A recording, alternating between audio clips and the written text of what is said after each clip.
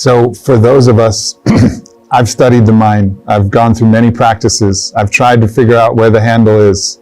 And usually, a lot of times I can hold the handle, but sometimes I find myself and there's blood on my hand because I'm holding the blade before I even realize that I grabbed the blade. I wake up in the morning and I feel anxiety in my chest because I feel like I must do something more. And there's something more I need to do. And I'm just burning with this anxiety. And I know that's just my mind. It doesn't help me. But still, I can't find the handle again. What is the advice you give people like me who are trying their best to find the handle of their own mind, but keep finding the blade? They're trying their best through what means? They're using their mind to find their mind. It is like you hire the local crook as a policeman. I think a lot of times it's happened in LA. You hire the local criminal as the police in charge. Oh, you will see, crime will happen smoothly without any problems, Right. isn't it? Right. So that's all that's happening for most people. Crime is happening smoothly to a point where doctors are telling them anxiety is normal. It happens to everybody. I'm also anxious, I'm also popping pills, you also pop pills. Otherwise, they will make, hallucinogenic drugs legal because it helps. See, if you fall asleep, it helps, isn't it? If you get intoxicated, it helps. I'm saying the further advancement of that is, if you fall dead, it helps. That's why they say rest in peace, because they know that guy never rested all his life. So where is the handle? See, we are looking at this with a certain limitation. Right now, there is something called an intellect. That is the thing that you want it to be sharp, because it's a survival instrument. Without your intellect, you cannot survive in this world. An intellect functions only from the data that you receive from the five sense organs of seeing, hearing, smelling, tasting and touching. Beyond that, it cannot function. If I wipe out all your memory right now, even if you have a sharp intellect, still you won't know nothing. You can't do nothing because your intellect is like your computer without data.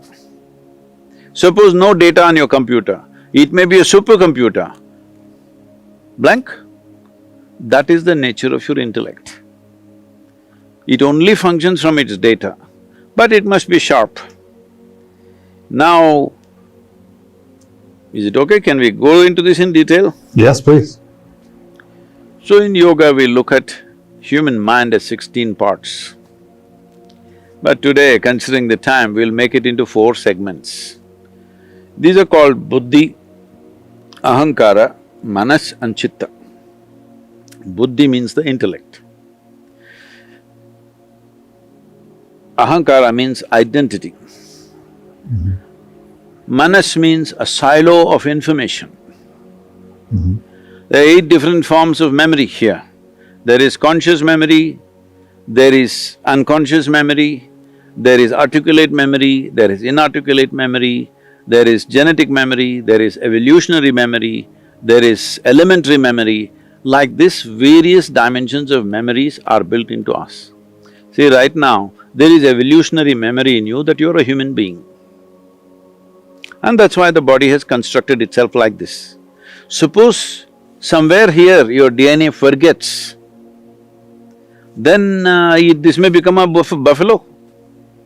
Yes, evolutionary memory, do what you want, you cannot confuse it. It is so on the thing. 10 generations ago, how your great-great-great-great-grandfather looked like, do you remember? No. No, but his nose is sitting on your face. Yes. Your body absolutely remembers. 1,000,000 years ago, how your forefathers were, even the texture of the skin it remembers. So what you're calling as myself is a product of very complex memories of evolutionary, genetic, karmic, various types of memories.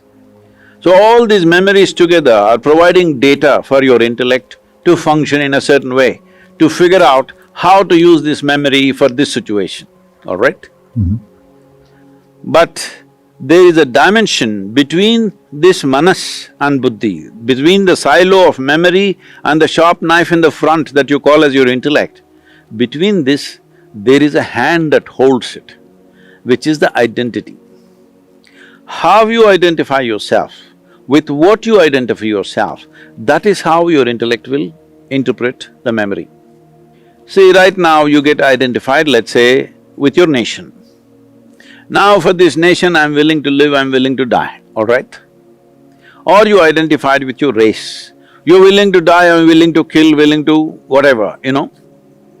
Whatever your identity is, your intelligence will function only that way. See, people won't understand when somebody thinks something is absolutely right and you think this is the dumbest thing, because the identity is like that, isn't it? It's always telling stories. No, it is the identification. See, right from your childhood, the identification has been built of your gender, of your race, of your religion, of your nationality, of your ethnicity, and individually so many other things that each individual will do to themselves, of their education, of their social status, of whatever else. Right now your teacher is saying, for the good of all. What this is about, just because you say it, all are not going to be good, but within yourself, you want to make your identity with everybody. Correct. You want to make your identity as large as possible. That's the idea. We would like to make this identity cosmic, but we don't know where is cosmos, so at least make it global. Because now if your identity is like this, your memory, your intelligence together will combine and try to address everything from a larger identity. Everything that you call as evil, everything that you call as crime, everything you call as corruption is essentially limited identification, isn't it? Yes. I'm fighting for my country and I'm willing to kill you. I don't know who the hell you are, but I'll kill you. This is the whole thing, isn't it? Because I'm identified with my country. And what is my country? Somebody drew a map and told me, this is your country, this is you, only this way you're you, otherwise you're not you. So I'm so strongly identified with my country, I'm willing to kill the whole world for the sake of my country, or my community, or my family, or myself. If it's myself, people will say, see, he's a selfish man. If he's family, in America it's very appreciated, in India it's seen as corruption. I will fight for my family, in America it's a good quality. I'll fight for my community, is a good thing for somewhere else. I'll fight for my nation is largely good almost everywhere in the world. But if your identity is beyond all these limited identifications, then your intelligence will function in a completely different way. So this hand which holds the knife and which is rooted in the memory, this is not taken care of in modern societies. We are all standing up and singing national anthems. Well, I started writing a global anthem almost 10 years ago. I announced this in the economic forum and I said we should do a global anthem. Why are children not learning a global anthem? Okay, they can sing their national anthem, but they must… every child in the school all over the world must sing a global anthem, identifying with the planet, identifying with humanity and every other life on this planet. Because only then their intelligence will work for everybody's good. Otherwise, at any cost I want to be good, I don't care what the hell happens to you. I will not, because my identity is like this. Don't think they're good people, bad people. They're just identified with that. So there is good and bad, it just depends on what we are identified with. And it's a good people who are always fighting, bad people don't fight so much, they just steal, maybe cause one murder here, there, but they make their money and they sit somewhere and enjoy their life. Bad people, criminals, I'm saying. Good people, it is a good Indian who is willing to fight with a good Pakistani. It's a good Christian fighting with a good Muslim. It's a good American fighting with almost anybody. Just everybody's fighting because they're good. But good something, identified with a limited something and you're good with that, isn't that the basis of all the conflict? my religion versus your religion, my nation versus your nation, my community versus your community, my race versus your race, endlessly it's gone on. The whole problem of everything is limited identity. I'm telling you, extreme versions of this is Adolf Hitler, all right? Extreme versions is Adolf Hitler. But just look around and see, there are a whole lot of them around you, but only thing is they're not as powerful as him, fortunately. Yes or no? Yes.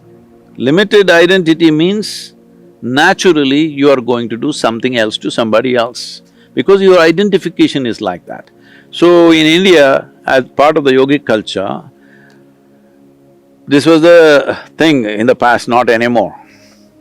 0 to 12 years of age, a child should just eat well, play, sleep well, that's all, no teaching. At 12, education begins. Before he starts his education, because education is seen as a huge empowerment, before he starts education, he must shift his identity to a global or cosmic identity. First thing is aham brahmasmi, that means I am everything. Not this or that, I am everything in the universe is me. Without taking that step, without that initiation, there is no education, because education is empowerment. See, today tell me, are educated people causing more damage to this planet or uneducated people causing more damage to this planet? Educated. Educated people, because they're empowered, isn't it? Empowered, but their identifications are limited. They have no identity with other creatures on this planet, so they're just obliterating them altogether. And they don't even think they're doing anything wrong, all right? They don't think they're doing anything wrong because they're doing good things. So that is how identity is, and that's how important it is, and we've just not taken care of that in modern societies. The whole world would be radically different if people were taught that story about their identity from early on. But unfortunately, as you said, we're not taught that story, and many of us have to find it on our own. We have to, through our own spiritual practice, experience that feeling where it is not me in that tree, it is us, and we're both the same, although articulated and expressed and manifested differently, but ultimately you get to this sense of unicity, this felt sense, and then you can forget it, but at least somewhere you know it. Somewhere I know that we're all the same person living a different life. Somewhere I know that I'm made up of those plants and those animals and this sky and that water and the same thing that feeds the grass. I know it. Sometimes I forget, but at least I know it. So how, if people haven't experienced it for themselves, how can they find that felt sense of unicity, that felt sense of connection to everything? See, definitely in California, you've heard the word yoga. Yoga. The word yoga does not mean twisting and turning and looking like a leftover noodle, you know. Yoga means union. What are you trying to unite? It is not that you're trying to unite anything. It is anyway one. It is only a realization. This is why we use the word realization. Realization is not an achievement. Realization is not some kind of an attainment. Realization is not an invention. Realization is just that something that was always here, you missed it all the time, suddenly you saw it one day. It's like one day you saw you have two hands. How fun is that? And suddenly you have two hands. You realize, but you never saw all your life that you had two hands. So realization is not about going somewhere, it's about seeing what is there. Why is it that we are not seeing? Essentially, simply because people do not know the distinction between what is their psychological drama and what is the existential reality. See, your psychological reality is something that you're cooking up all the time. Existentially, what is there is there. When you do not know the distinction, what are you making up in your mind and what is the reality? When you start enjoying or suffering your psychological reality, then the trouble begins, because now you start a drama and you forget it's a drama. Now you become so much a part of the drama, you suffer in the drama, you do this, you do that, you cry, you laugh. This is what is the problem. You're misunderstanding your thought and emotion as life. When people say, my life is good or my life is bad, what they mean is their thoughts and emotions are either right now pleasant or unpleasant, that's all they're saying. Existentially, there are situations, some time ago no virus, now virus, all right? Some time ago maybe economy was up there, now it's down here, whatever. That's not the issue. The real issue is your thoughts and emotion are playing out in a certain way. That makes it a good day or a bad day or a good life or a bad life, isn't it? Essentially, people are misunderstanding their own thoughts and emotions as life and reacting to that. Now there is no time for union because you have become a separate cubicle of your own. You're a small bubble who always feel threatened and oppressed by such a large existence because you just sit here and really think about this. And this tiny mud ball of a planet, you're sitting here, huh? You're a strong man, but if you look at it, in this cosmos, you're a microbe, not even a microbe. Perspective. So, if you look like this intellectually, you'll get terrified. Such a small creature in such a vast existence, where is my beginning, where is my end, what will happen to me? These are the fears. When these concerns and these struggles and this misunderstanding of what is real and what is not real has happened, this confusion has happened, union or yoga cannot happen. Well, anyway, the yoga that's happening in Los Angeles scares me because see, the yogic system is a certain science. It is not an art form that you can twist it, turn it, you can make it modern art, you can make it ancient art, it's not that kind. It is a science. It needs to be done in a certain way so that… See, it's like this. We can actually do a test and see if you want. If not Sure. now on the screen, you can do it at home and see. If you just hold your hands like this, facing down upon your thigh, you will see your breath will be one way. Keep your all the fingers together. If you just turn it over, your breath will be different way. That is how subtle this machine is. This way, this way. The very way it functions, the energies function is different. When it is so subtle, if you observe yourself in 24 hours' time, how much of this everybody is doing without knowing why they're doing what they're doing. They do all this and now they're expecting to be peaceful. Life doesn't work like that. If you do not understand how this functions and randomly you function, then you're always looking for a good deal in your life. Good deal in terms of relationships, good deal in terms of finances, good deal in terms of social relationships, good deal in terms of world around us. You can have as many good deals as you want. But if this is like this, you can go sit in heaven and still suffer, all right? I've been there.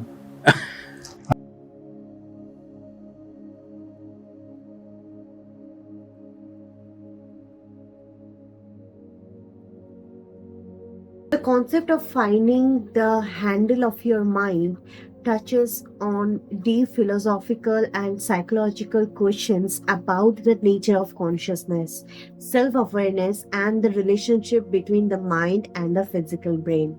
From a scientific perspective, this query delves into the field of cognitive psychological and neuroscience. Cognitive psychological explores the inner working of the human mind, how we perceive, attend to, remember, and make sense of the world around us. Neuroscience, on the other hand, examines the physical processes and structures within the brain that gives rise to our mental experiences. The intersection of these two disciplines offer insight into the complex relationship between the brain and the mind. Some researchers propose that Through practices like mindfulness, meditation, we can cultivate a deeper understanding and awareness of the working of our own minds. By observing our thoughts, emotions, and our mental patterns with non-judgmental attention, we may able to gain a degree of mastery or handle over the otherwise elusive and ephemeral nature of the consciousness. However, the ultimate origin of the mind and the first steering of self awareness remains profound philosophical mysteries. While cognitive science can shed light on the mechanics of mind, the deeper questions of consciousness, identity, and the nature of the self continue to be explored across various spiritual, psychological, and scientific traditions. Ultimately, the handle of your mind may be something of a metaphor pointing to an ongoing process of self discovery and the cultivation of metacognitive skills. Through rigorous introspection, empirical investigation, and open minded inquiry, we may gradually uncover more about the working of our own minds and our place in the grand scheme of existence. So, as we wrap up this video, we encourage you to take a moment to sit quietly and just observe the thoughts in your own mind. Notice how they come and go, and sometimes pulling you in a different directions.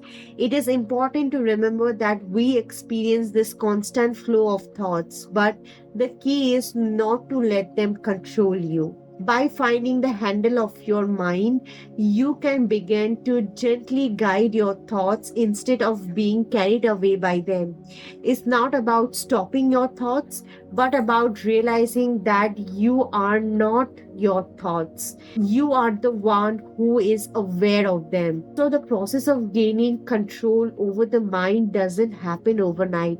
With the patient and consistent practice, it becomes easier, and meditation is the key. Each day is the opportunity to reconnect with that inner stillness and awareness. Keep reminding yourself that you have the power to direct your focus, your thoughts, and your energy. Again, this is not a summary of Sadhguru's word, it is simply my interpretation of the deep wisdom he imparted. Kindly keep them separated and do not misunderstand. Thank you for joining, and we will see you tomorrow. Until then, please take care. Namaskar.